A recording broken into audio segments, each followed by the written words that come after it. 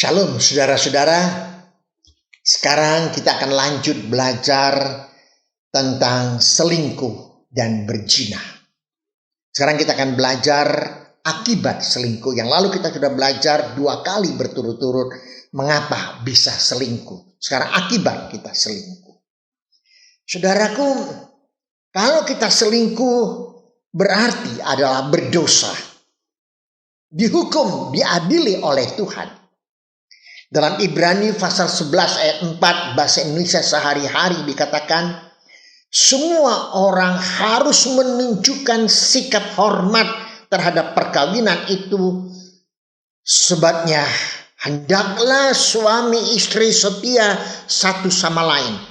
Orang yang cabul dan orang yang berzina akan diadili oleh Allah, akan dihukum oleh Allah. Karena itu dosa.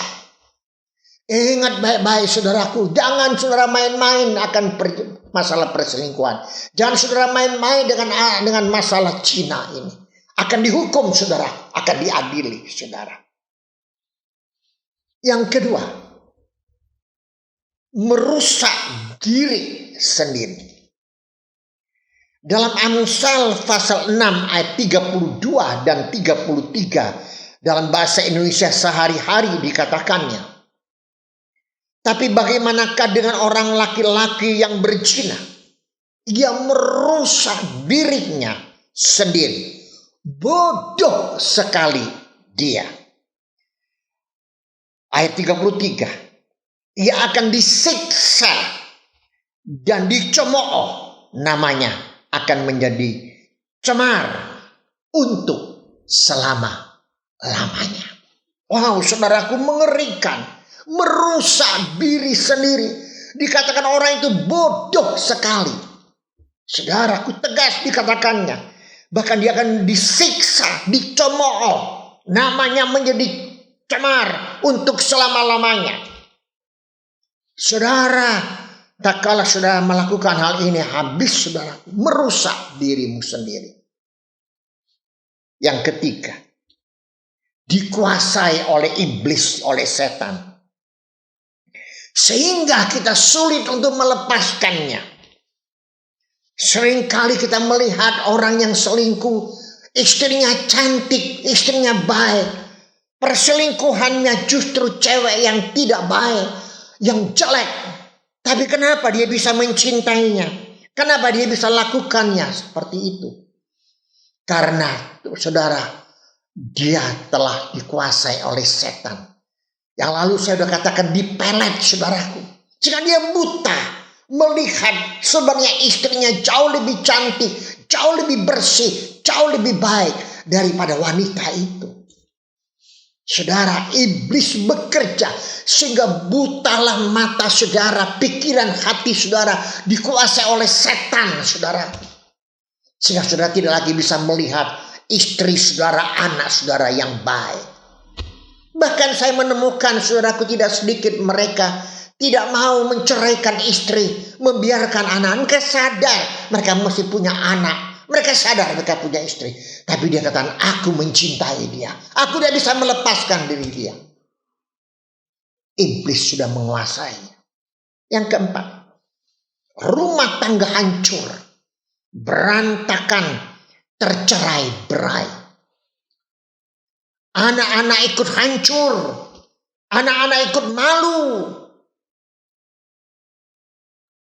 Istilah saudaraku dikatakan, ada orang berkata, selingkuh indah, keluarga runtuh.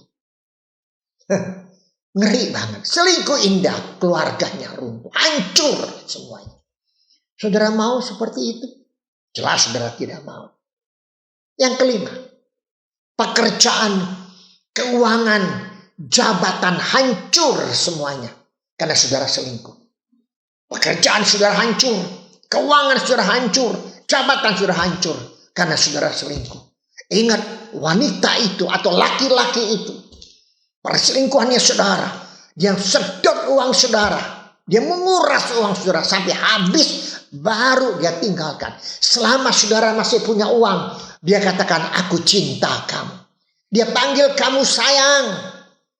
Tapi setelah kamu tidak punya apa-apa, ditinggalkan oleh semuanya, jabatan saudara nggak ada, uang saudara nggak ada, dia mengatakan, maaf, selamat tinggal, goodbye. Dia tinggalkan saudara. Itu terjadi.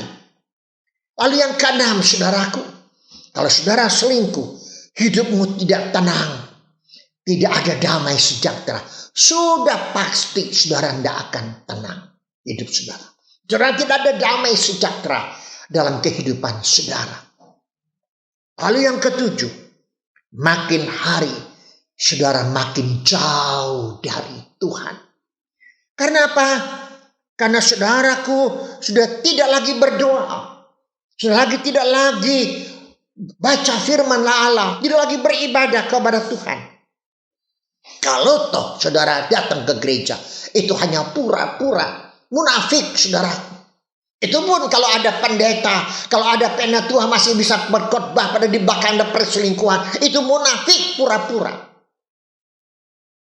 Saya harus berani ngomong seperti ini. Saudaraku, Tuhan tolong kasihani kita semua. Saudaraku, kita akan mendapatkan hukuman dari Tuhan. Kita tidak bisa memuliakan Tuhan. Tidak ada kesaksian. Menjadi batu sandungan bagi orang lain. Saudara bayangkan. Terlalu banyak kita dengarkan hal ini. Bagi saudara-saudara kita yang berselingkuh. Akhirnya apa saudara? Jadi omongan orang lain. Menjadi batu sandungan bagi orang lain. Akhirnya kita akan mendapatkan hukuman dari Tuhan. Firman Tuhan dengan sangat jelas dikatakan. Kita akan dihukum oleh Tuhan. Bagaimana saudaraku? Akibatnya sangat mengerikan saudaraku. Jangan main-main lagi dengan selingkuh. Jangan main-main lagi di perzinahan. Jangan. Tuhan tolong saudara. Tuhan tolong saya. Saya kembali katakan, saya tidak katakan saya sudah suci dan saya sudah baik. Kita semua punya banyak kekurangan. Tapi mari kita datang kepada Tuhan. Oleh sebab itu, berikutnya kita akan bersama-sama belajar bagaimana cara melepaskannya. Saudara ingin dilepaskan? Saudara ingin dibebaskan dari perselingkuhan, dari perzinahan ini? Ya pasti. Mari kita belajar. Ikutin saya terus. Kita akan belajar bagaimana cara melepaskannya. Mari kita berdoa bersama-sama. Tuhan Yesus, pada saat ini kami bersyukur Tuhan. Engkau dengan firman-Mu yang tegas memberitakan kepada kami akibat dari perselingkuhan. Tolong kami Tuhan, agar kami sadar bahwa selingkuh itu akan membawa kehancuran semuanya. Iblis menguasai kami. Tolong Tuhan, agar benar-benar kami dilepaskan.